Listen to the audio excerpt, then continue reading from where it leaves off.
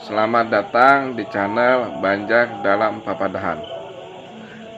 Kali ini saya akan mengangkat sebuah papadahan dalam bahasa Banjar yang berbunyi indah habar daripada rupa.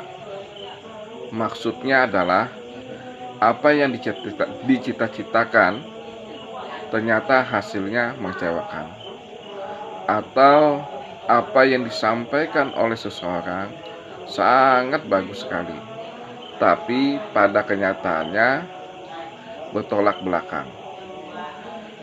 Kalimat indah habar daripada rupa ini juga sering dipakai dalam masyarakat Banjar di kehidupan sehari-harinya.